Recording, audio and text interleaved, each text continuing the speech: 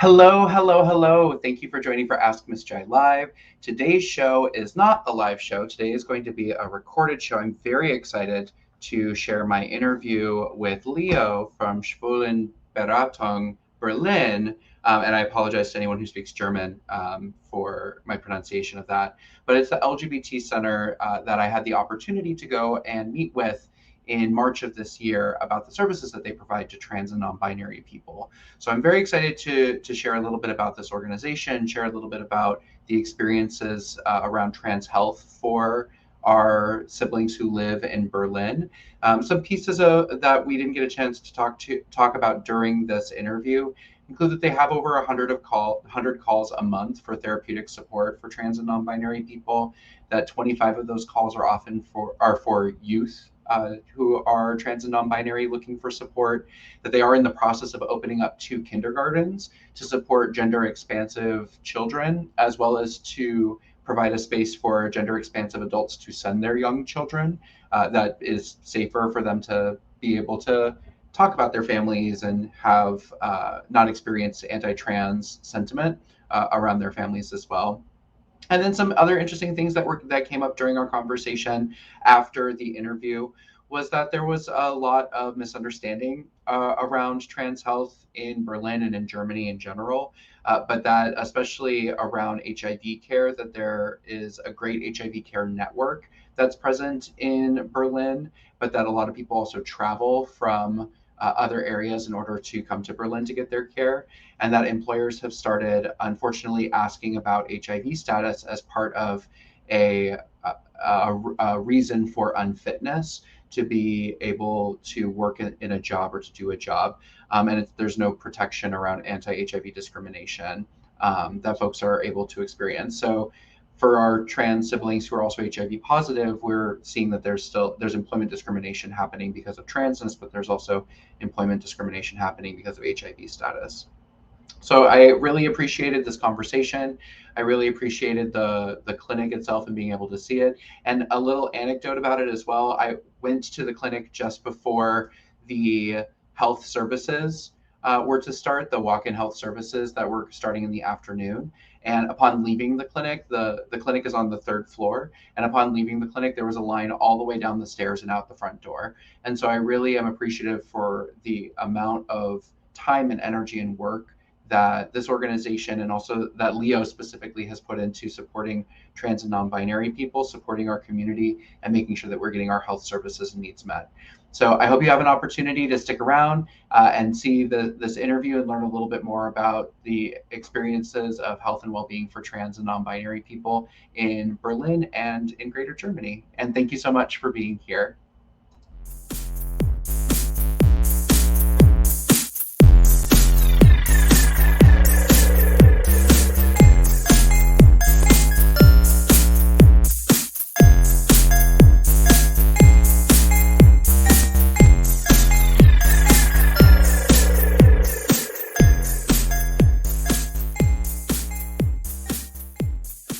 So thank you for meeting with me to chat. I would love to hear just a little bit about you, your name, pronouns, and a little bit about your organization. Yeah, pleasure to have you here.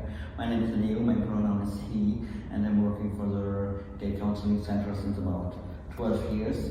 At the moment I'm responsible for a few counseling teams within the organization, the Trans Counseling, which is a group of 5 counselors who per month get more than 100 new requests from trans people in Berlin, and the anti-discrimination counseling, where we give support in cases of discrimination for all LGBTIQ people, also if they experience, for example, racist or ableist discrimination, and for our team of translators, because the organization runs a queer shelter for queer refugees as well at another location in Berlin, where about 120 queer refugees can stay during their seeking for asylum, and then therefore there's a team of translators.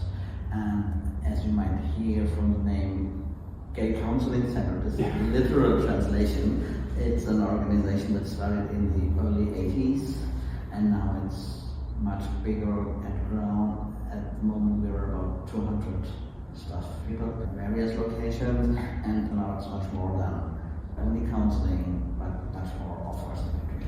This space here, this is a space for sexual health queer people. So from Monday to Friday, some doctors coming, people will get their HIV tests, STI tests, ask about sexual health to doctors. So all people are from the queer community. And at 2, there will be a queue through the stairway. So people will wait for getting in and asking their questions on a drop-in basis. How long have you said you've been doing this for 12 years? What brought you to this work? Well, I'm a trans guy myself, and I was working in a totally different professional field. And when I decided about my own transition, I thought, well, I would like to be in a more, really in a male working environment. So this was more, I didn't expect that to be such a long time, but now it's like really appreciating the growth of a queer organization. So this is what brought me in the organization long years ago. Can you share with us a little bit about kind of what the experiences of trans people in Berlin look like? So trying to access services, is this really the only place to access services? Do folks also go to other providers? What does that look like? Yeah, actually the trans community and also the inter and non-binary community, that in some organizations it's very much fragmented. This is kind of relaxed actually, because whatever needs you have, you can pick your specific organization where to go to and where to find your fellows. There is, for example, a great queer health center for trans people of color, run by trans people of color in the same neighborhood, just like 2 metro stops away. There are other organizations that came from more like a cis lesbian ground that have now been opened for trans and inter and binary people. There is one specific intersex organization, another specific trans and intersex organization, so it's very fragmented. I think it's a huge privilege also in comparison to other German cities.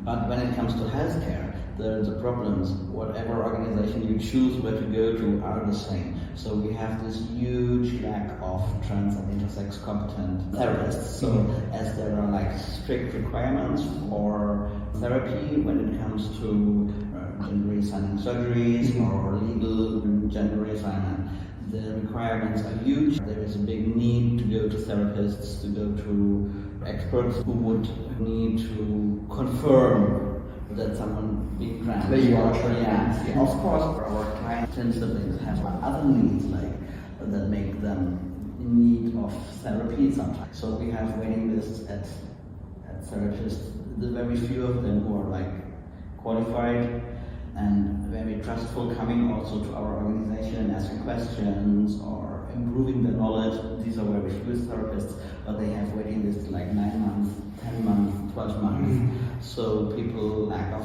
support and then get to our organizations and get it for free for a certain time without us or the colleagues being therapists themselves. You started mentioning some of the barriers to getting care. It sounds like there are a lot of requirements in order to just get some basic needs met, especially for things like reassignment surgery or like gender confirmation surgery. Is it the same for hormone replacement therapy too here? A 6 months requirement of therapy. A therapy beforehand. And when it comes to hormone replacement therapy, of course, then we face the same thing when it comes to endocrinologists.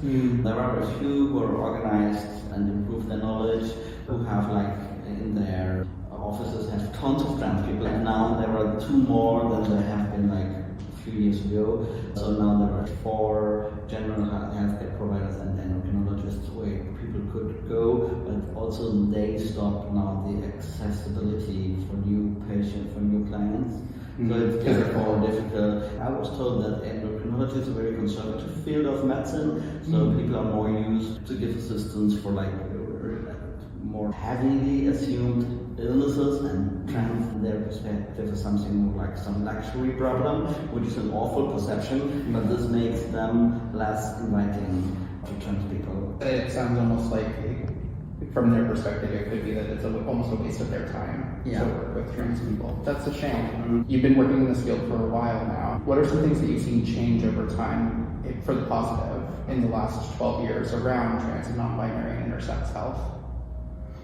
There is much knowledge production, so now trans and intersex queer organizations themselves are entitled to give further education and training, and some medical healthcare providers get like official points if they get a training. They have to get, let's say, 20 points a year, and they get 2 from trans and intersex mental health counseling. So this makes that there is more knowledge production of our own. Also, anti-discrimination project. I'm responsible with two colleagues specifically for healthcare providers regarding how they treat trans people and intersex non-binary people to make them feel more safe. On the other hand, we give material to trans and non-binary people how they get through discrimination in the healthcare system, for example. So which are the tools, where can they send complaints to, what are the consequences of complaints, how can they say stop, how can we empower ourselves after such experiences. So there is a lot of growing material made by our own. So is that supporting both the education of providers but also the advocacy of the patient when they're having issues? Yeah. That's really great. Speaking to the anti-discrimination component, how has that looked over time? Do you see that discrimination is happening more frequently, less frequently, or that it's shifted and changed where discrimination is taking place?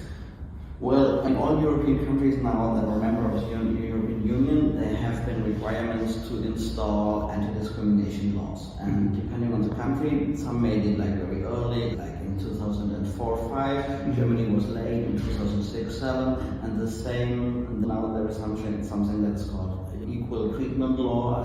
It's not a big, strong law, but actually it's a bit poor, so you can't fight not all discriminations that happen. There are requirements to improve it, but the different German governments just haven't started to make it better. So now with the leftish government, there is a bit of hope to improve it now after it's installed since 16 years, but most discriminations can't be supported by this law, which makes that as many of us face discrimination on a daily basis, there is nothing like making a legal case out of it, because there are restrictions, it's expensive, only a few discriminations can be assisted by the law, so this is the legal field.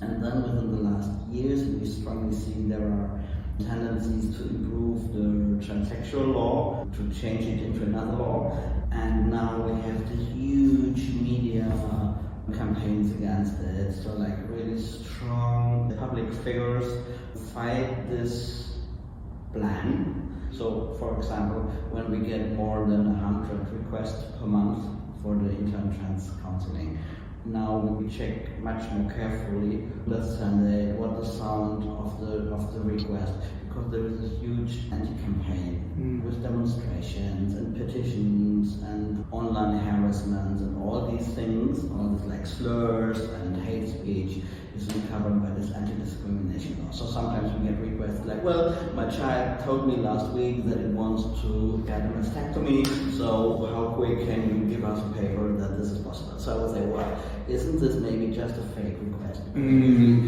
Parent that would ask out for our service would be much more careful and more disturbed or scared, and not like this, now next week, now we want this paper. This is what, regarding discrimination and hate speech, now this gets harder in a way.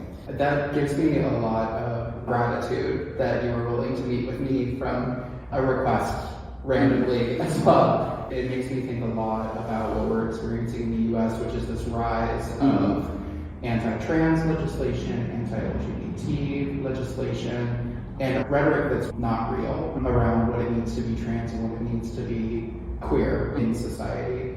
Are there areas of Berlin that are safer for trans and non-binary and intersex people? Depends. So this is always a huge question. So there are a few hotspots where we get more complaints about. For example, writers' breaks down where you've told me you've been waiting. But on the other hand, this is a neighborhood where lots of trans people are living and are very visible. And of course, the more visible you are, the more dangerous being visible can be. But on the other hand, there are a few very wealthy parents in Berlin, but then there the discrimination then shows up in a different way. So people wouldn't get a workplace there, or wouldn't get an appropriate medical treatment. Then it's less about hate crime or hate speech or slurs in the street, but it's more the sophisticated way of letting people know that there are no black conversations.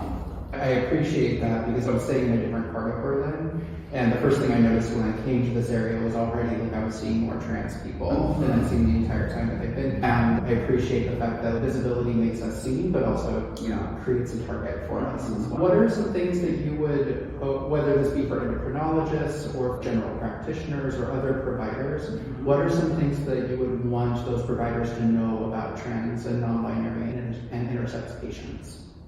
Well, that their medical knowledge needs to get more inclusive, and that they understand that, and of course, all the guidelines, that they are also important when it comes to trans and intersex and non-binary, because that they just can't throw them away just because they have their own like stereotypes, or because they're anti-trans, or they lack knowledge. Once I lack knowledge about being trans and how it is, but of course we can see that people can learn it, but sometimes the providers, they are not like open to improve their knowledge, to be welcoming, and to understand that trans we know more about our bodies than sometimes they do. It could be like very important to discuss physical health and mental health of us. Absolutely. I think what you're saying about sometimes we know more about our health comes up pretty frequently for providers in the US. They often have to advocate for their health needs because they know more than the provider around their health. Do providers here follow the WPATH standards of care?